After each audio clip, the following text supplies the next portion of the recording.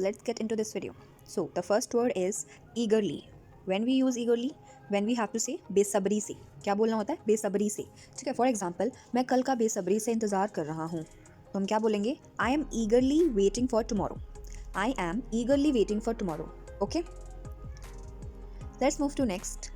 If you have to say ईर्ष्या और jealous in English, तो जेलस तो it's a very common word that we generally use, but आपको अगर कोई एक वोकेबलरी यूज़ करनी है तो आप यूज़ कर सकते हैं एनवियस. क्या यूज़ कर सकते हैं? एनवियस. फॉर एग्जाम्पल, उसे किसी और के साथ देखकर मुझे जलन होने लगी.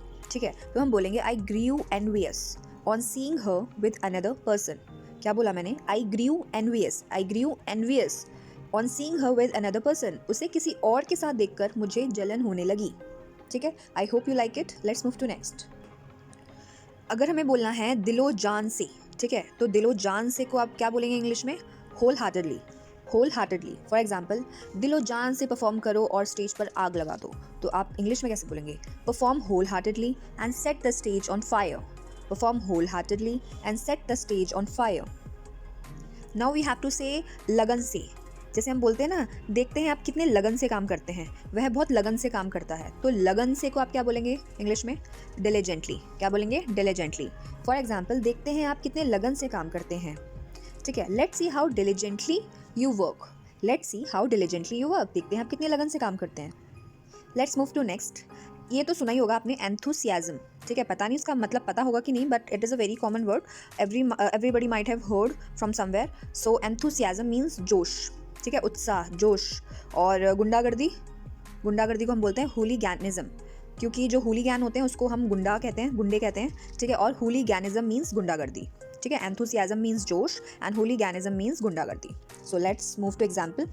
गुंडागर्दी करने के बजाय अपनी पढ़ाई पर ज़्यादा उत्साह दिखाएं. ठीक है, या फिर गुंडागर्दी करने के बजाय अपनी पढ़ाई पर ज़्यादा जोश दिखाओ, तो आपके लिए ज़्यादा बेटर होगा. तो आप इंग्लिश में कैसे बोलेंगे? Show your enthusiasm more on your studies rather than doing hooliganism. ठीक है, शो योर एंथुसियाज्म मीन्स कि अपना जोश दिखाओ, मोर ऑन योर स्टडीज़, अपनी पढ़ाई पर अपना ज़्यादा जोश दिखाओ, रादर देन. ठीक है, रादर का क्यों यूज़ किया मैंने? रादर मतलब बजाय. ठीक है, रादर दैन डूइंग हुलीगैनिज्म, गुंडागर्दी करने के बजाय अपनी पढ़ाई पर ज़्यादा जोश दिखाएं.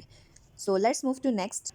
हमने बहुत बार ऐसे वर्ड्स यूज़ किए हैं कि अरे यार वहाँ का माहौल ख़राब हो गया, अरे वो पार्टी में आएगा ना तो माहौल ख़राब हो जाएगा. तो माहौल को आप क्या बोलते हैं? वैसे तो आप एक एटमॉस्फेयर बोलते ही हैं.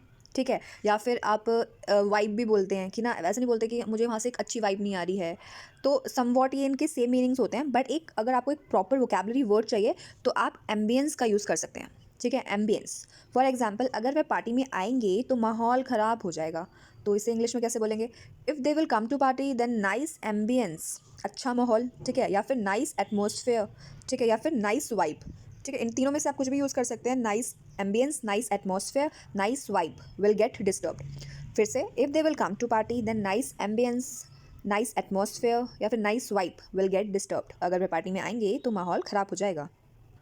Move to next. जैसे हम बोलते हैं ना, उसने तो सारा काम अकेले ही कर लिया, तो हम क्या बोल सकते हैं? वैसे तो अलोन वर्ड होता ही अकेला बोलने के लिए, बट एक और है सिंगल हैंडेडली. क्या बोला मैंने? Single handedly. फॉर एग्जाम्पल, उन्होंने अकेले ही सारी व्यवस्थाएं संभाल ली.